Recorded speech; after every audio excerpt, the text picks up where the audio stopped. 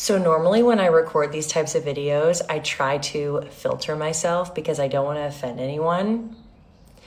But I just feel so led to just be so real because I feel like there's perhaps other girls who feel the same way. So this is me being very real, and I'm just gonna share how I feel and what I've been noticing. So the last couple of months, this has been something that has been brought to my attention, and it is how concerning it is for me as a woman who loves Jesus to see very rarely a man who loves Jesus walking fully in his masculinity. Why is it that I am getting pursued more by a man's who never goes to church, never reads his Bible? I'm getting pursued and asked out more by that kind of man than the guy who goes to church, the guy who reads his Bible.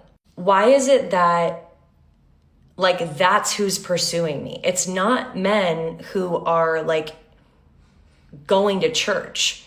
And I've been asking my friends, and I'm like, girls, are you experiencing the same thing? And they're like, yeah, these guys aren't asking anyone out. They're not asking any girls out. Okay, on top of that, that's super concerning. But also some of these guys who are in the world, they are working harder.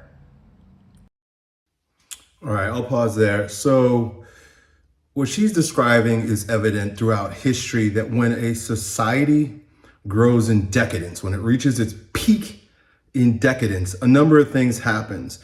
But one we saw with the Roman Empire. As the Roman Empire was beginning to fall, the men checked out. In fact, it was like the original MGTOW. And these men didn't just check out, but these men dedicated themselves to a virtuous life. In other words, they rejected all of the degeneracy of the decadent society and chose to follow God only. And so these men literally left the cities and the places where people would live, where women habitate, and they left. They went out into the desert, they went out into the wilderness, and they spent their lives in prayer and in community. This is where the great monastic tradition began in the church. Men going their own way for spiritual evolution to get closer to God. And I think we're seeing the same thing happen in our society today. We've reached a peak of decadence. And when a good thing is shoved down your throat, or something that is seemingly sweet, like sexual revolution, is shoved down the throat, it only takes a few generations to grow weary and disgusted by the cloying sweetness of something that was force-fed. So if you force feed candy to a child, it will at first be very excited. Wow, I get to eat as much candy as I want. But at a certain point, the child starts feeling sick and begins to reject that which once sweetened it. And we're at the third generation in this process of sexual revolution that has led to a generation of young men who are like, we've had enough. We've had enough. We have everything at our fingertips in terms of sex, but we have no meaning. We have no purpose in our lives. So we can let go of superfluous things. Of all of our biological functions, sex and procreation is the most superfluous, meaning if you don't eat, you die. You don't drink, you dehydrate. But if you don't have sex, well, you retain your semen. Even this idea of semen retention has given men power in their own physical or on their own structural sexual strength, and a reason to turn down these women that represent modernity, these masculine women like the one that we're speaking to right now. Let's see. Than the guys that I see go to church. It doesn't mean that they need to be making more money. It's just they're actually like having aspirations, having goals, like having vision for their life. And I think this is the part of it also. She's dealing with worldly men, men who, of course, will pursue her because they will pursue anything that delights the flesh. She's noticing that these men work harder, but out of what context? Are they working harder because they love? Or are they working harder because they want to pursue more carnal pleasure and sensual gratification by working harder, buying cars that girls like you find impressive? Whereas like some of the guys at church literally like, they don't work hard. They don't want to work hard. They're literally just like vibing with the spirit.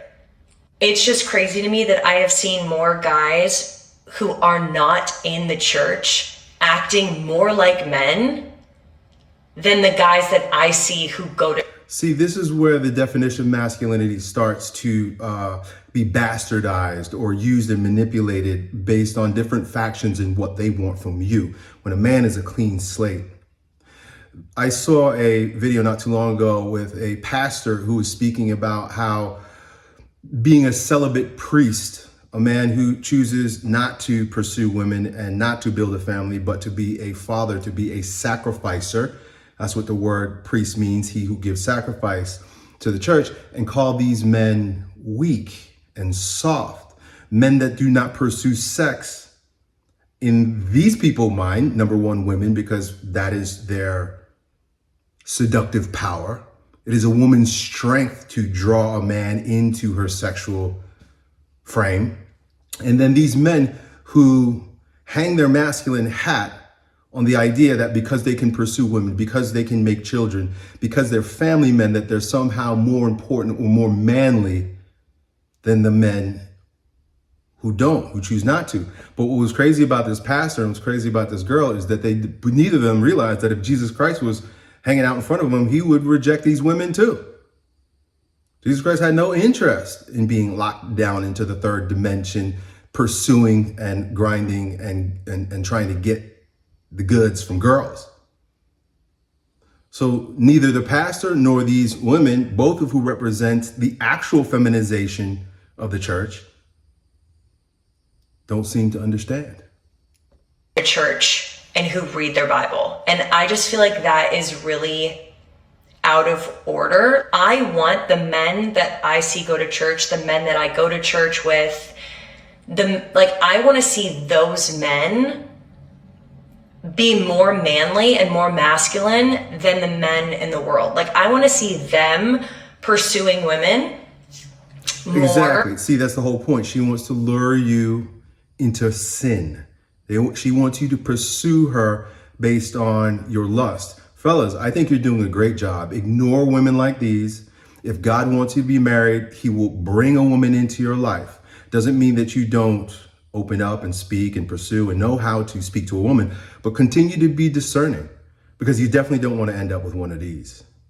Than the guys in the world. Like, why is it that us girls, us women of God, are getting pursued more by guys who don't even ever go to church?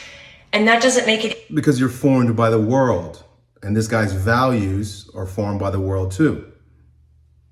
Easy for us to be with a guy who loves God when we're getting pursued. This is a part of the reason why the end of the vocations is such a bad idea. If this woman lived in a world where single women saw virtue in becoming nuns, this would be a non-issue. The men that you're pursuing, young lady, are men that have chosen a religious life. And that's available for women also. Put on a habit, my girl.